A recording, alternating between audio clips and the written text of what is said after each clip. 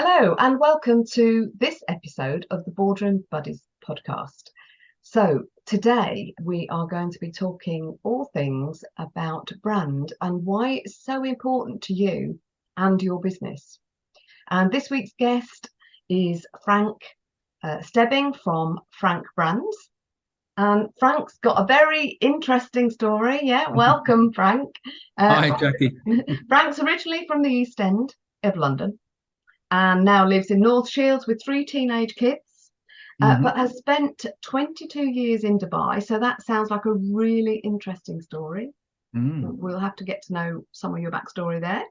But you're very passionate about what you do in graphic design and creating the right brand for a business in order for it to develop and grow. So that's what we're going to talk about today. And talk about your clients and who you work with and the type of work you do. So Frank, welcome to the podcast. Thanks, Jackie. First of all, yeah, it's great to see you. And just so tell us, what made you start your business? How did you come to be doing what you're doing? Well, where do you start that? I guess from the beginning, from the age of about 4, when I first picked up a crayon, it was immediately apparent that I had some sort of artistic ability. Okay. Everyone was like, this kid's going to have a career in the arts. Not sure what, but it was a given. Yeah. That was my path. I just loved mark making and drawing and anything to do with the arts from a very young age. So and also what I used to love with my exercise books, I'm really into music, by the way. That's one of my really big passions. Yes. Yeah. And I used to, on my exercise books, I used to write all the band logos. And I used to do them, very accurately and look really cool. And I didn't know at the time, but that was logos. I didn't know. I didn't even know what graphic design was at that time. Right, yeah. At that point. So, yeah, I guess that's the starting point for my passion. It goes back for a long way back to when I was a kid. Yeah. So it was, so I ended up studying it, leaving school and going to art school, and had a bit of a gap, bit of a 7-year gap. I dropped out to be a musician for 7 years. So I made some records, and I went on the road and gigged and toured the world and had far too much fun. Yeah, it was great.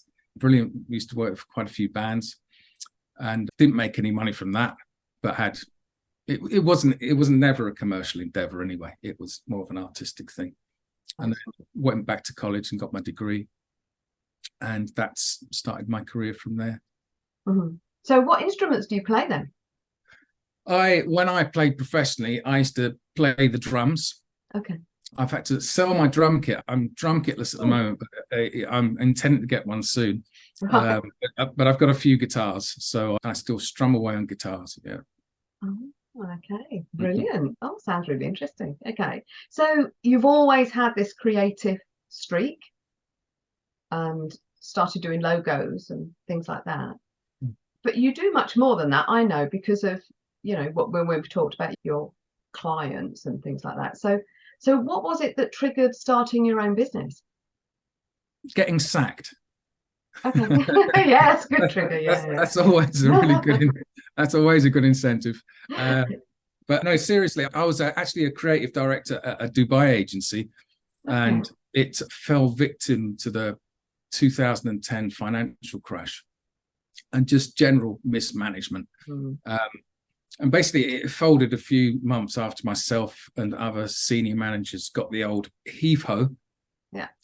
But basically, really, it was the best thing ever. And I've been thinking a lot about this recently, how seemingly disastrous events are actually the catalyst, the driver of positive change. And out of every disaster over the past few years, it's really caused some good things to happen. So we should embrace disaster when it happened.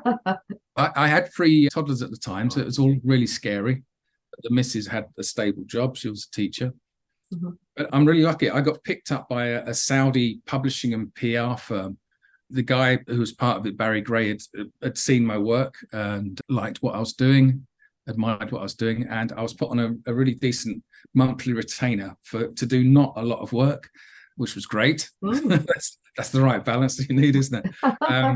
So So this was brilliant because this gave me some of the financial stability and the freedom to slowly create and build Frank brands. And I've built it up to the massive empire of one person it is today. So this was 12 years ago. Right. I've always wanted to be independent. So, and I feel uncomfortable in that corporate environment with my attitude and values. I don't really fit into that kind of world. Okay. But I was a bit too scared with the 3 kids, etc., to make that jump and go freelance. So losing that job was actually really important for me to gain my freedom and just work for me, myself, and my clients. So it turned out to be a good thing in the end. Right. Okay. And that was 12 years ago. So, been in business a while. Yes. Yeah. Yes. Self-taught, made all the mistakes anyone could ever make. As we do. Yeah. Yeah. Yeah. Yeah. A good way of learning, though. Yes.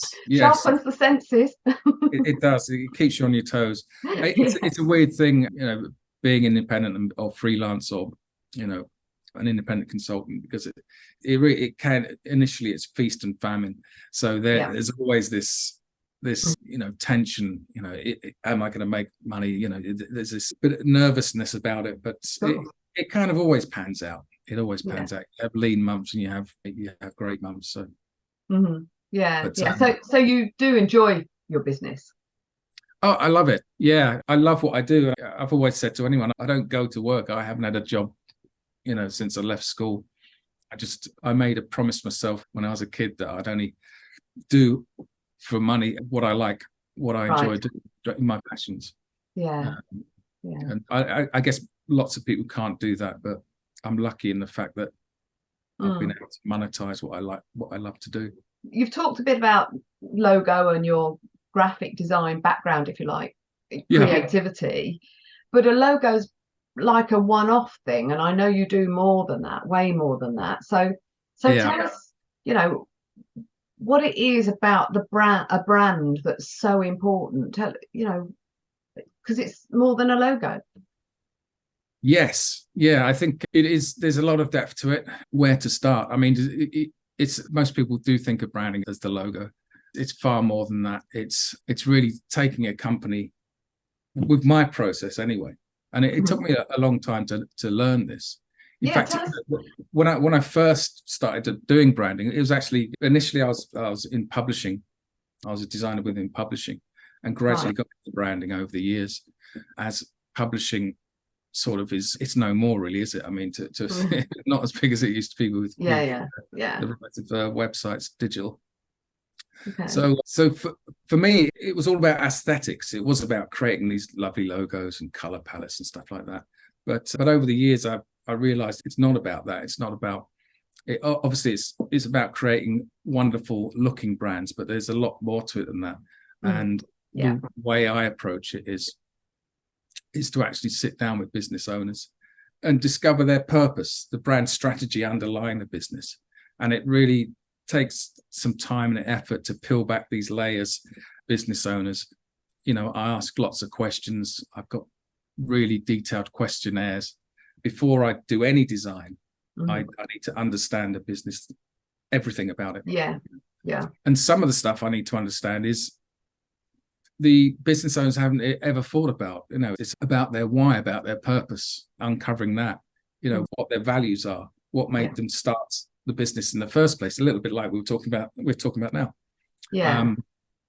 And some businesses, a lot of business people that I work with, they haven't thought about these questions. They've just gone with their instincts. They've had a skill or an interest, and they've made a business, and they haven't really thought about things in any depth. And I think it really helps a business to know why they exist and what their values are and what their purpose is. And I help craft the mission and the vision and the target audience and look into their competitors. All these things are really important, because if you're going to design an identity, the identity has to be an expression of those values, and it's really multi-layered. Yeah. I like that. An expression of your values. That's a nice statement, isn't it? Yeah, I think a lot of graphic designers, especially if they're younger rookies, they're just designing. They're just designing something that looks nice in their portfolio. There's no strategy behind it. The way I approach everything is to understand the business, understand the market they're working in, understand their competitors, what their competitors look like, what are their competitors saying and talking about, what do they look like, is there an overuse of colors or cliched image approaches that need to be avoided. Also look at the top 10 global companies that have a similar business activity and use that as the benchmark. It's always like this is what I want for my clients. This is what we're going to work towards, to making sure that your identity and strategy and website and brochures all are of the quality of the top global players. So yeah, it takes a bit of work. It takes a bit of strategy and a lot of thought. But I love it. It's all about problem solving. Right. It's about getting a system that really works well together, and scalable across different platforms and different media. Yeah. It's fascinating work. When it all starts to come together, it's just really exciting. You've got this really seamless system that you've created, and it's great being able to help business owners, seeing their excitement. Businesses everyone talks about this work-life balance, don't they? But businesses are people's lives. It is what we do. Go back a couple of thousand years when we were growing vegetables and hunting animals. That was our life. That's what we did. We needed to do that to survive. And it's much the same these days. We have businesses, but it's still the same thing. It's part of our lives. Yeah. So I'm really happy that I can do some work to really improve people's lives and improve their success or their chances of success. Yeah. I imagine that it can be a bit of a challenge sometimes if you've got a business owner who's, they're enthusiastic about doing their stuff, starting their business, and they, I just need a logo, Yeah. And it must take some explaining as well. Yeah. To a business owner. Yeah, that's quite common. I do get approached just for logos. I tend not to take that on much anymore for the reasons I just described. But I think,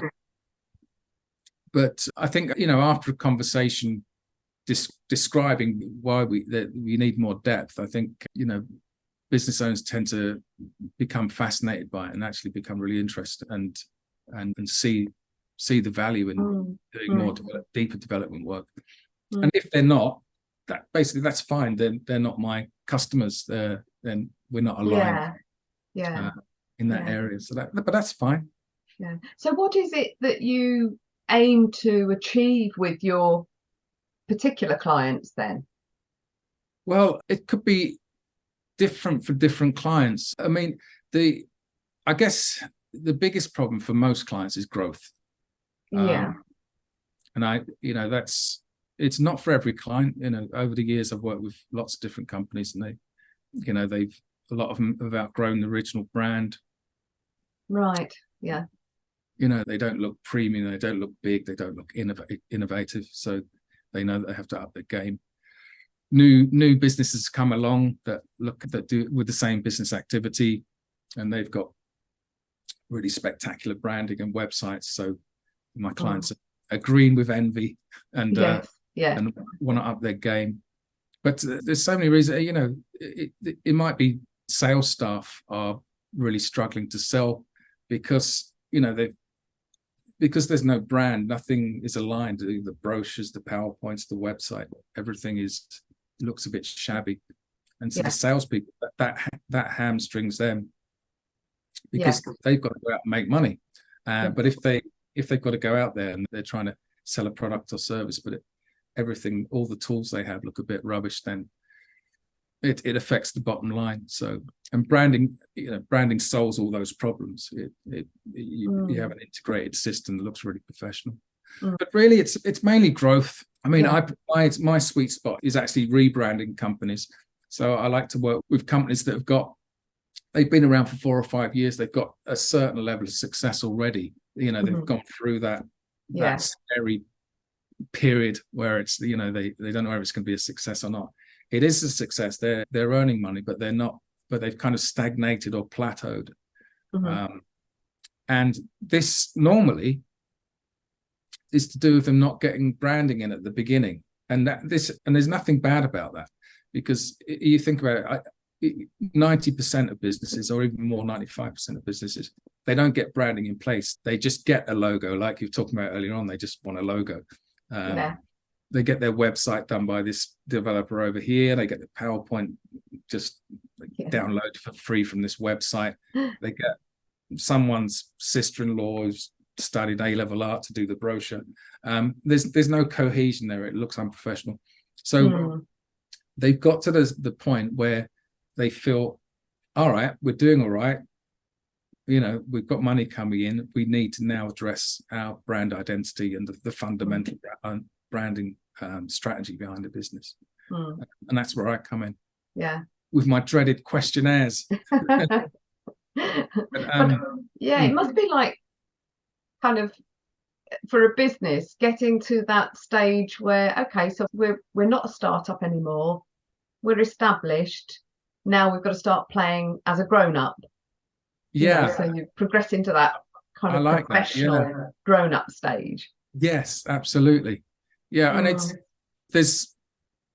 it does affect growth, because I mean, if you think about it, if you're spending money on ad campaigns or social media, and not only does the design of those campaigns look a bit iffy and disjointed, but they're all pointing, if it does engage with people and it points them to your website or whatever, could be a sales page or whatever. If that identity, if that website looks a bit shabby and outdated and unprofessional, then psychologically that's exactly what your audience is going to perceive when they hit your website. So and it's, you know, it's literally a split-second decision whether people engage with you or not. And it's these days it's normally via the website. And, you know, they'll be Googling 4 or 5 other companies. We all do that if we have a pain point or a need. You know, we shop around. So we get on Google and we open a bunch of web pages, businesses.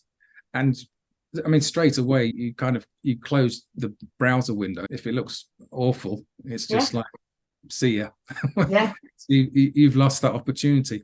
And that's really annoying if you've got, you know, a business owner with a really amazing service, best service in the world, really good price, but they've got this terrible website and brand. It's just, you know, you've got people jumping off from their website and going to a competitor who might have a really second-rate service and it's expensive, but they've actually got a really nice brand. So they're attracting the customers.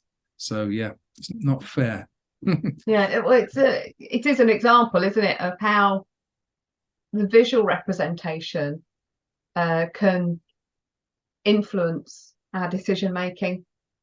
We are. I mean, humans are driven. We are visually driven. We are attracted to things that we like. We're repulsed by people, repelled by things we don't like. So branding is literally fundamentally, it's about that, isn't it? So it's about making a business, understanding the audience. And this is an interesting thing. You know, one of the fundamental questions I always ask is, who's your target market? And inevitably, the reply comes back, everyone. We want to sell to everyone. Everyone's welcome. And it's like, no, that isn't. You know, that isn't the case. You need to find a niche. You can't be a generalist. If you try to appeal to everyone, you appeal to no one. You know, the universe. You know, it's an abundant universe. There's so many people out there that need services. You really need to drill in and find a niche, people that you resonate with, that you want to work with, and that kind of circles back to the values work and the purpose. Because then once you've got all that work done, you can use your values and your purpose to inform your visuals and the way you speak to people and your language that you use. If you define a target market or a niche, you can really speak their language and come up with offers that are really directed towards their exact pain point. And I think these days, because of the internet, you know, if you want to, you know, you're in the market for buying something, you're quite specific in your search, aren't you? Yeah. You know, so to, you know, if you, I don't know, if you want to buy a particular garage door, you know, you don't Google garage doors. Yeah. You give it a title, you know, whether it's a roller one or, you know, double doors, or you actually put in the specifics that you want. And if you're not that supplier, you know, kind of identifying that you do that, then you're missed, aren't you? So it's important to have that kind of niche mentality, if you like. Yes, yeah, I think it's a hard sell asking people to niche down because it's counterintuitive. Yes, You know, of course it is. there's this thing. It's oh, we can't do that because we're lessening our opportunity. You know. Yeah. But in fact, the opposite's true, and you know, this is proven. If you can, you know, work with someone in branding, marketing, to really sharpen up your language and build offers or service offers or products that are very the language that are very much targeted towards a niche. You basically overcome so many objections that when people land on your website, they're like, holy crap, this is exactly the people I need to be talking to. Yeah. Because they're landing on a website that resonates with them, that says the right words, it speaks in the right language. You've done your research into your niche market, so you understand what sort of imagery they like and what colors they like, what language to use. It makes the sales process so much easier, and also the marketing process. You know who to market to. You've got a visual identity that appeals exactly to that niche, and you know that the sort of messaging that they want to hear. So it becomes this system, if you like, this marketing system. Yes. But it all comes back to the brand, which is not just a logo. No.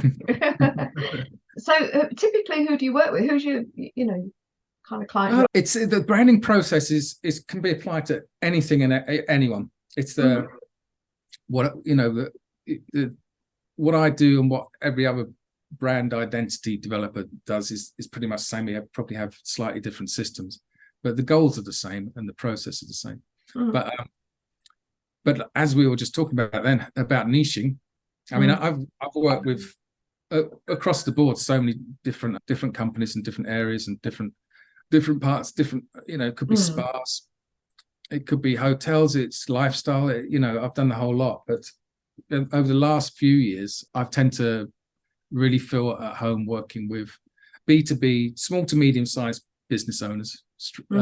So this could be anyone from like 2 people up to 20, 30, 40. Yeah. Mainly because bigger companies can afford to go to bigger agencies. And so my sweet spot is the smaller companies. B2B, business to business. And they're kind of in the professional services sphere. So I've found myself over the years working a lot with tech companies. You know, I've done a lot of educational technology, cybersecurity, accounting, finance, you know, sort of stuff like this, kind of techie stuff. And I really enjoy that because these are people who need my help the most a lot of the time.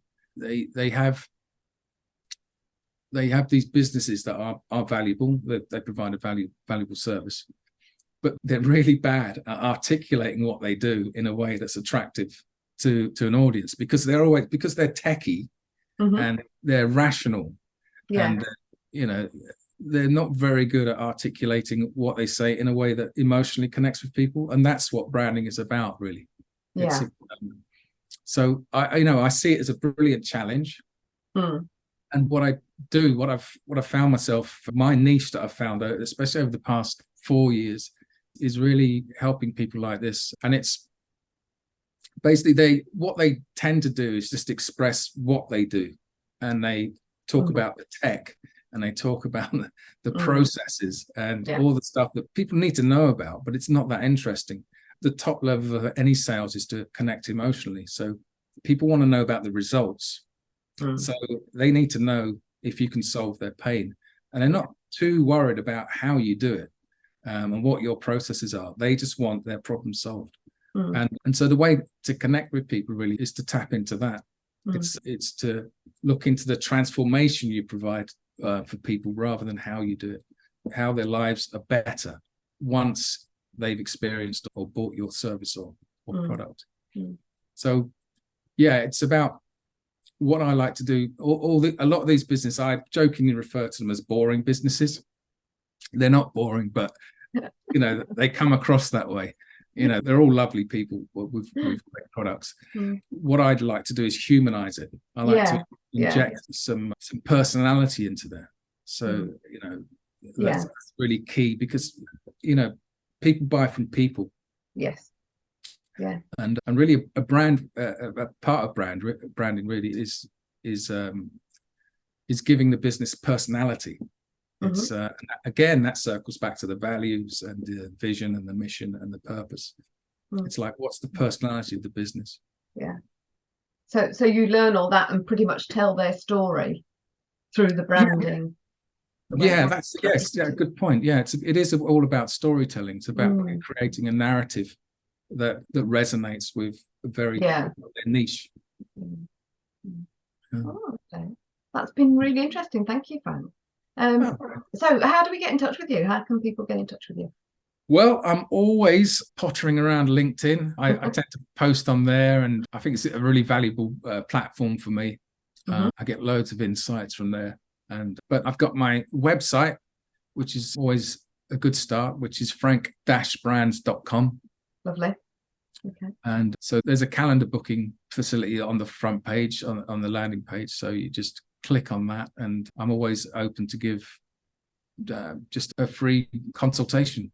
And normally I'll have a look at the website, which is always a good starting point, and give some feedback on that and give free advice. And if that turns into working together, fantastic. If not, at least people have, they've gained some insight, and they've got a bit of strategy they can implement themselves.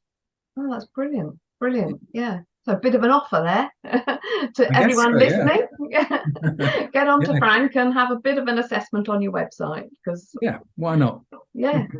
That's been really good and interesting. Thank you, Frank, for coming and being our guest today.